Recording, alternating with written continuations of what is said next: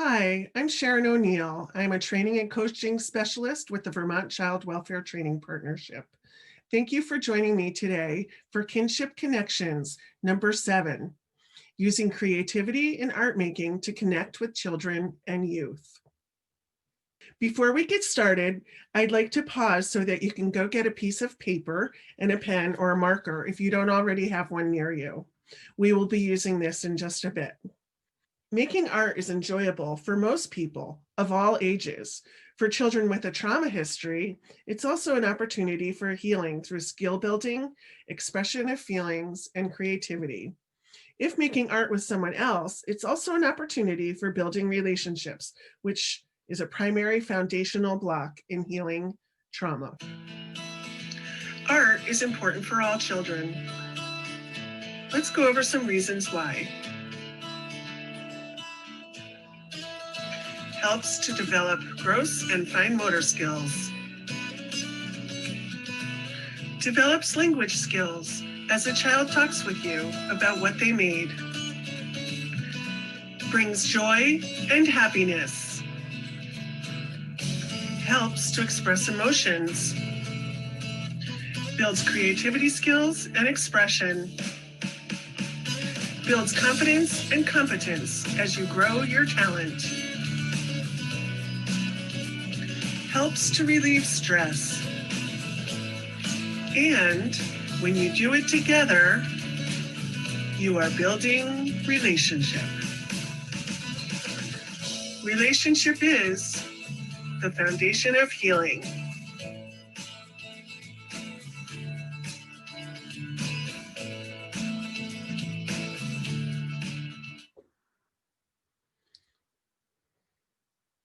Keep in mind that art and creating is therapeutic, and it is not your role to be the therapist. Creating alongside another person says, I am here with you. The process of the art making is so much more important than the product or what it is you're making. Issues related to trauma or abuse may come up in the creative process. Be present and don't investigate. Leave this to the professionals. As a kinship caregiver, your family has had to adjust to changing roles. This is stressful, and creativity can help you to adjust and heal. You and your family are learning new things and being vulnerable. Everyone has an experience making art. Doing something fun and familiar is good for everyone. Healing comes through relationship and trust. How comfortable are you with your creative side? We're going to pause now for a group discussion. For those of you at home, stop the video here to reflect. It will be good to keep in mind during this session. It's important to know your limits. Know what you can be flexible on and what you cannot tolerate. Finger paint and glitter are usually the line in the sand for most. Take a moment to think about what your limits are when it comes to creativity and art making. Pause here to write and reflect on the personal limits you have when doing art. Some of you may not have many limits related to art because you're very comfortable with the creative process. But as we just heard in the conversation that we had, not everybody feels that way. So in order for an interaction, a creative interaction to be successful, it's important to know ahead of time what your limits are. When my kids were growing up, I stored supplies in 2 different ways. I had a big cabinet that I kept everything in. If my kids could reach it, then they could use it at any time. If it was up at a place where they couldn't reach it or in a Rubbermaid bin, then they knew that they needed an adult to work on it with them. This might be a good system for you. If you're concerned about messes with making art, then there are some ways to limit or to cut down or contain messes that happen with art. Messes are a part of the art process. You know, it's a way, like, the more you get involved in the art process, the more you're just being free with the materials. And so messes are going to happen. If that is one of your limits, that you really don't like messes, then you might want to consider putting protective clothing on kids. You can put an old t-shirt or a button-down shirt, button it down the back for little kids, or even aprons are a great option to protect clothing. And that way, when they get paint or markers or chalk on their hands, they can wipe it on their protective clothing, and they're not going to ruin their regular everyday clothes. Table coverings are also a really good idea. You can use plastic or flannel back tablecloths, newsprint, or butcher paper to put down to help contain messes. And if it's nice weather, you can always create art outside. It's easy to clean up. It's a great place to use glitter or hose people down, and the environment really boosts creativity. So let's take some time to talk about art materials and the characteristics. Art materials should always be considered with the developmental age and the expressive nature of a child or a youth that's using them. But that said, we know that kids with a trauma history, that developmental age and skill level can be pretty fluid. So some good things to have in your art kit or your art bin are some scissors. I always encourage safety scissors. They're just easy to use. For smaller children, they're, they fit in their hands nice. They can't really cut themselves. And, they're good for cutting paper and things like that, but not necessarily for material or things that are thicker like cardboard material.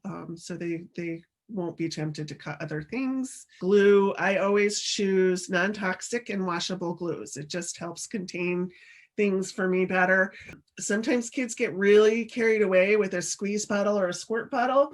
If you have that kid that gets carried away putting limits on themselves when they're using art supplies, then you can consider putting some glue in a little paper cup or a little Tupperware cup and giving them a small paintbrush or Q-tips to use to apply the glue. Markers, again, always select the washable varieties, and there are thick-nibbed, thin-nibbed, bright colors, skin tone colors. There's all different kinds of markers that are available to use. And markers are really good for, markers, crayons, they're really good for controlled art making because, it makes fine lines in general. It's not a messy activity. And so, if you have a kid who has a tendency to get overexcited, you might markers and colored pencils might be good options. And then as you know how they react with art supplies, you might want to change it to other things like paint. There's so many different kinds of paint to choose from. There's puff paint, fabric paint, finger paint, there's poster paint, there are so many different kinds of paint, and you can water paints down to use as watercolor paint, or you can put some shaving cream in it that makes it nice and thick and creamy, which is a really sensory experience. I also really appreciate collage materials. And so for collage materials, I always have recycled wrapping paper, tissue paper, old calendars, postcards, greeting cards, sequins, ribbon, maps, really anything goes. And I have a couple of large totes that I keep collage materials in. And so when we feel like doing collage, we just take out those totes, we grab some cardboard or mat board or canvases, and we get going on doing some collage. I also always have a collection of styrofoam trays and cardboard. Those are also good for collage, but they're also good for using as palettes, where you can squeeze some paint out or some glue, and it makes a nice portable contained surface for those supplies that might be a little bit messier. Glitter, ways if you really have a kid who wants to use glitter, and that glitter is one of your spots that one of your limits that you don't like it, you can mix glitter with glue. I prefer mixing glitter into the glue and using a paintbrush or a Q-tip to apply it rather than the glitter glue that comes in the little tube bottles, because I find that kids, no matter what their history is, they just really squeeze that glue out a lot, and then they become disappointed that their art project isn't drying. And so know what you're comfortable with, know the kids that you're doing artwork with, and make your choice. I recently discovered markers, that brightly colored markers that write on the window, and my grandson and I have a great time playing with those. He sits on one side, I sit on the other, and we kind of draw together, and that's a lot of fun. We already discussed that not everybody is comfortable just having a pile of supplies and opening up your cabinet or your bin to look at your art supplies to decide what kind of project you want to do. So I made this video for those people who need or want some project ideas for a little inspiration.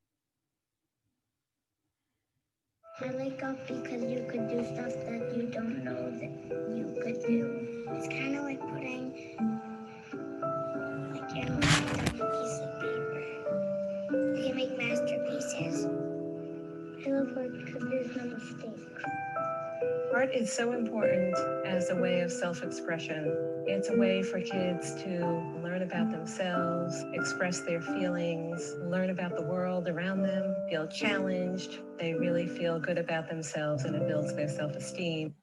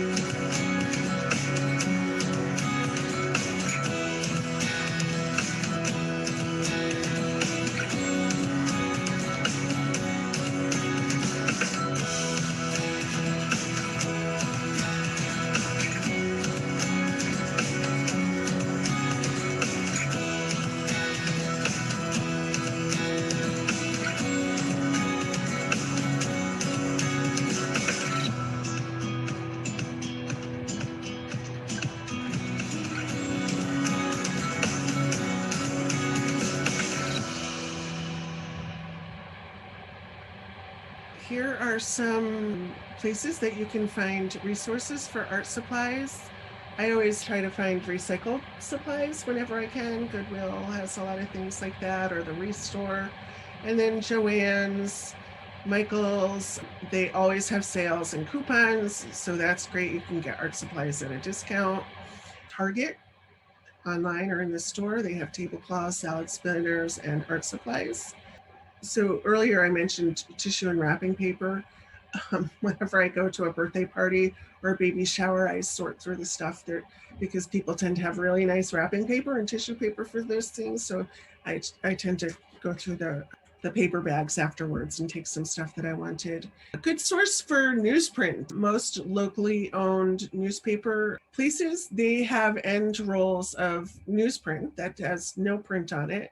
And it's usually either free or it's a couple bucks to buy a big tube of that. And I always have some of that at home to use for art supplies or whatever, paper mache, things like that. Oriental Trading Company and Dick Blick are also two sources that I use for art supplies. So I'm going to put the evaluation link in the chat. For those of you taking this online, the evaluation link is found within this Moodle section. Thanks for coming today.